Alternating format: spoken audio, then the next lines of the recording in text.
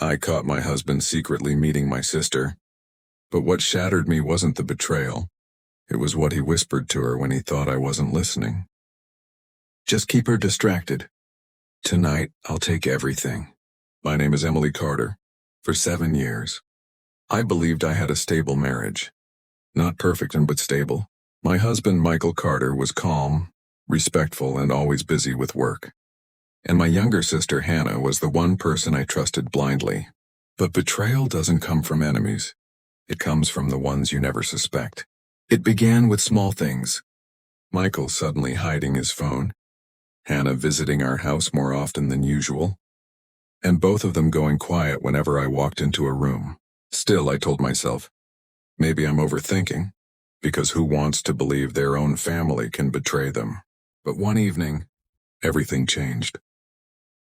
It was a rainy night when Michael told me he had a late meeting. I nodded, pretending not to notice his nervous hands. A few minutes later, Hannah texted me, going to sleep early, not feeling well. Something felt wrong, so I did something I never thought I would. I followed him. He didn't go to his office.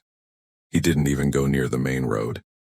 He stopped outside a quiet cafe, and there she was, Hannah, my own sister, smiling at Michael like she belonged there. They didn't hug. They didn't touch. But the way they looked at each other, it was enough to break something inside me. I wanted to run, scream, confront them. But I froze behind the door listening. That's when I heard it. Michael leaned close to Hannah and whispered, "Just keep her distracted. Tonight, I'll take everything." Everything? What did everything mean? My money? My home? My life? I stepped back, my heart pounding. This wasn't just betrayal. It was a plan. A plan against me. I rushed back home, and what I found made my hands go cold. My important documents were missing.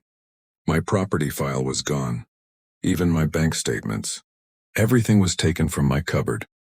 They weren't just meeting. They were planning to ruin me. That night I didn't cry. I didn't scream. I didn't confront anyone. I made a plan. A different one. Next morning I acted completely normal.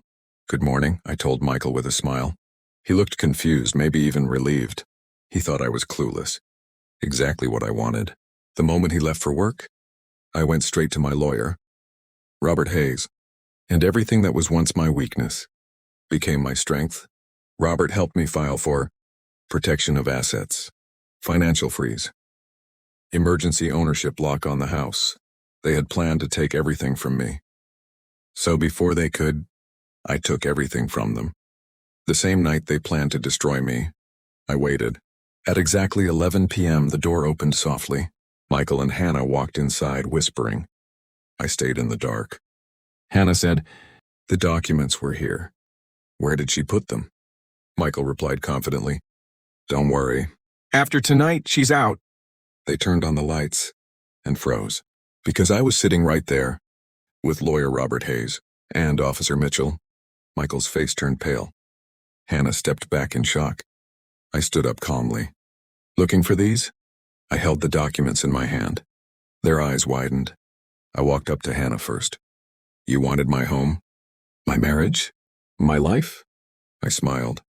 "You can have none." Then I turned to Michael. "You whispered you'd take everything tonight.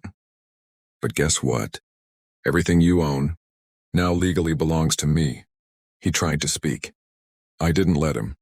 Officer Mitchell handcuffed Michael for attempted fraud.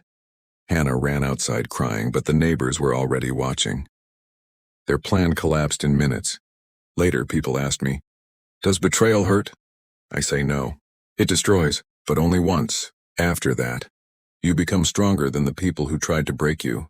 Today I live alone, peacefully, powerfully, and when I look back, the betrayal doesn't hurt anymore. It reminds me who I am. A woman who lost everything for a moment, but gained herself forever.